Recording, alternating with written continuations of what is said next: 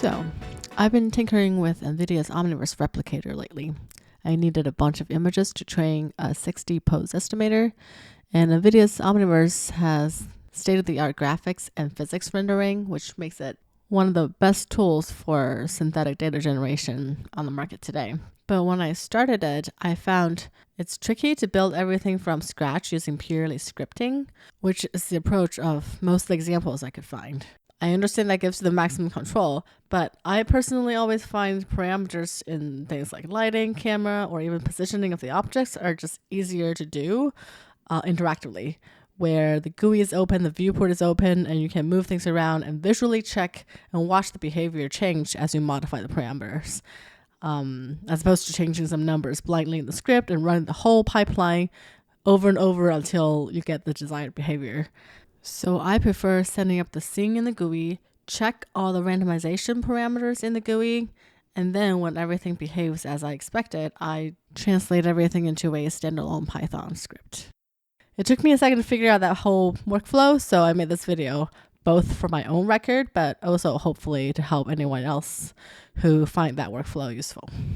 I'm using the replicator inside IsaacSim. If you're using the replicator extensions without IsaacSim, the layout might look different, but the tools should all be the same. I'll go to the Layouts tab and select Replicator. This will automatically open up some tools that we'll be using. You have the script editor here in the middle and the semantic schema editor, as well as the synthetic data recorder. And then you have the standard viewport, stage tree, and content browser. All good things to have easy access to. Okay, so if you look at Replicator's official tutorials, it uses Python to create objects on stage like this. rep.create.spheres. I can type all of that into the script editor here, and you click run, and sure enough, I see a sphere in the origin. I personally find this a little tedious, given I could move objects around much more intuitively in the GUI. It's especially difficult to create and modify cameras this way. As you can see in the example here, you have to specify the camera's position, rotation, focus, f-stop, etc. If you already have a physical setup and you know those numbers, then maybe this is better. But if you're just playing around, then it's much better to move the camera by seeing what the camera could see in the viewport and then export those numbers after confirming the image is what you need first. So I personally prefer creating the world using purely the GUI to start. This way I can see everything I'm doing, and then once I'm set on the numbers and the setup, then I'll write those numbers out to the script. So for this task, I'm just going to drag an Nvidia mug from its content folder onto the scene and place it at the origin. And then we're going to add a camera. It's not obvious on the stage tree, but you actually already have 4 default cameras exist. And they are the 3 planar views and a perspective view. You can see them if we open up this camera menu. There are keyboard shortcuts for you to access them. Looks like the icon of the light is kind of getting in the way here. So let's turn that off real quick. I add this new camera by first adjusting the view on stage, and then I go to the camera menu, create camera with current view, and now we have a new camera on stage. Okay, the scene is set. I basically have all the things I want to potentially randomize as independent prims. I have an object I can randomize as well as the lighting and cameras. Next, I want to visualize the randomization in the GUI first, just to confirm that the parameters are what I expect them to be and the range makes sense. I already have some snippet here. I'm just going to quickly walk you through what it's doing.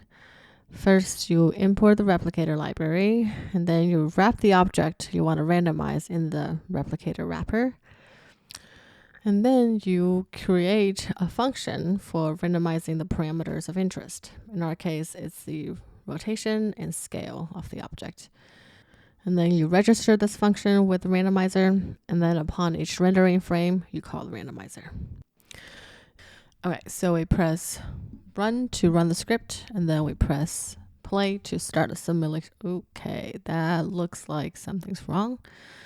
Let's pause that. I think what happened is that the scale is making the cup way too big.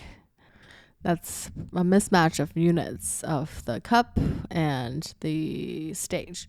The stage is in meters.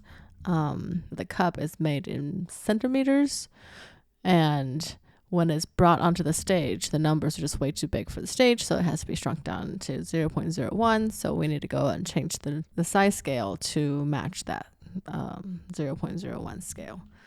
Okay, so we click run again to run the script, and then press play to start the simulation. And this now looks much more reasonable. The cup is rotating. It also is kind of zooming in and out. And the scale is changing as well. Cool. I'm also kind of curious, if I just comment out the scale, do I only see the cup rotation change? And yeah, I think so. By the way, if you need to know the default unit of your stage, you can just go to the Edit tab, Preferences, and then find Stage on the left-hand side. And there's a term called Default Meters Per Unit. And for my stage, it's set at 1, which means there's 1 meter per unit. And if it's set at 0.01, then your default unit would be in centimeters. And I don't know about you, but to me, this didn't feel like it's the most minimal bare bone version of the randomizer. Like, why do we have to wrap this into a function, put it into a randomizer? Like, why can't we just randomize this in the frame call? And what is this new layer thing? So here I'll quickly demonstrate why this is all necessary.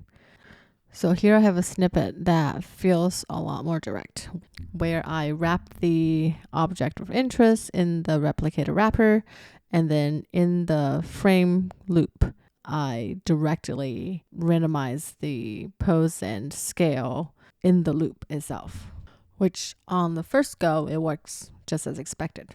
But look what happened if I comment out the scale randomizer like I did earlier. First of all, it doesn't say that it overwritten the previous randomizer, which suggests that it's not overwriting it. It's actually just adding to it. So the previous scaling randomizer is still there, even though you took it out from this new script. So when we run it again, sure enough, it's still randomizing the scale. So that's at least one of the functions of using the randomizer, so that it keeps this kind of organizational stuff more intuitive. And the new layer is basically wrapping all the replicator stuff in one USD. So that it is separate from the original environment USD, and that just gives more options in terms of using the underlying USD without the replicators, or even swap out different replicators. So for example, I can go to the Layers tab, delete the layer that was added from running the replicator scripts, and delete all the deltas, and now I get my original environment USD back. We are already seeing the advantage of having an interactive step of visualizing your randomization and check the parameters before you write anything to file. The documentation has example snippets for randomizing lots of things you can find on this particular page. Cameras, materials, physics properties, lights, all kinds of things. You should be able to test all of them interactively the same way as I just showed you. Anytime the script is creating something from scratch, you can almost always do it in the GUI as well. The thing to modify here is replacing the creation part with the fetching parameter path part, and the rest should more or less stay the same. You can also play around the parameters in the GUI as well, so you can get an intuitive sense of where the range is or what it looks like when you change these things. For example, you can go into the light and turn the intensity up and down and get a sense of the range, or move the camera around to make sure the view is good. Once you have a scene you like, you can either save the stage and use it later as it is, or at least you have a set of numbers and ranges that you have verified to work. Couple of things to note. If you're testing out lighting, make sure you're in the stage light mode. You can check and change that in the upper right-hand corner of the viewport. And don't forget that most likely you also have a default light on stage already. So if you don't want to use it, make sure that's turned off, or remember that that's another light source that you can tune. And also remember that the camera you're looking through by default is the perspective camera, and its prim path is written on screen here. And unless you locked your camera that you're looking through, anytime you scroll and change the camera view, you're actually also changing the camera parameters. Here, I'll just demonstrate this real quick. I now opened a second viewport where I'll show one of them as a perspective camera and the other one is showing the custom view camera. And in the perspective camera, I'll actually enable the camera icon so you can see exactly where the camera is located in relation to the cup. Then I'll go back to the viewport that is looking through the custom camera. And as I'm scrolling through, you can see from the perspective viewport that the camera is actually being moved. So you have to go in and lock it. And that can be done by going to find the camera on the list and click that lock icon. Now, in addition to the RGB images, an SDG pipeline often also require other types of data as well. Data such as bounding boxes, segmentation, depth image, and labels, etc. So I want to check those too before I commit to a standalone script. To visualize those data, we simply have to click on the last icon on the upper left corner of the viewport and then select the type of data we want to see. So in our case, we want to see the RGB data, which on this list is the LDR color, the depth, which is the distance to camera, and then semantic segmentation and the 2D bounding box. And then we open the window and voila, here is all the additional data that you can visualize. In this case, you can see that the RGB and depth image seem to show up as expected, but there's no segmentation, no bounding box. That suggests that we didn't actually input the segmentation information in our snippet. Now, you can do this interactively. There's a good tool for that.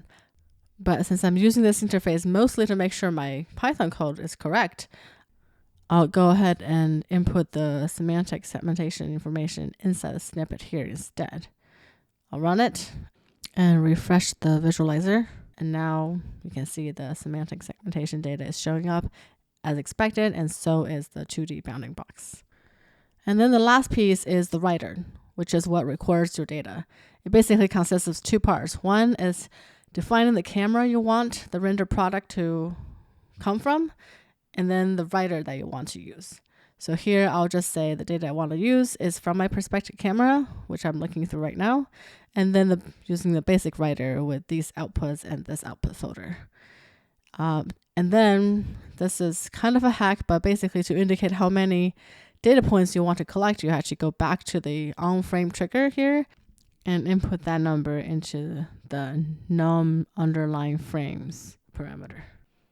Again, this is just for testing, not the real collection. So I run these, and now I go to that output folder, and I find all these data. And this is a good way to make sure that your writer parameters and data formats are as expected before you launch a large job. Now you can do the semantic segmentation and the writer in the GUI tools as well. I'll just go over these real quick. Again, I'm mostly using the GUI interface to confirm the behavior of the Python script, so I don't use these as much, but they are still useful tools if they fit your need. So let's maybe add a random object to scene. We'll have a cube just next to the cup, and also just for fun, we can add a randomizer for it. Let's randomize its color. We'll copy the snippet for changing colors and copy paste into the original randomizing script.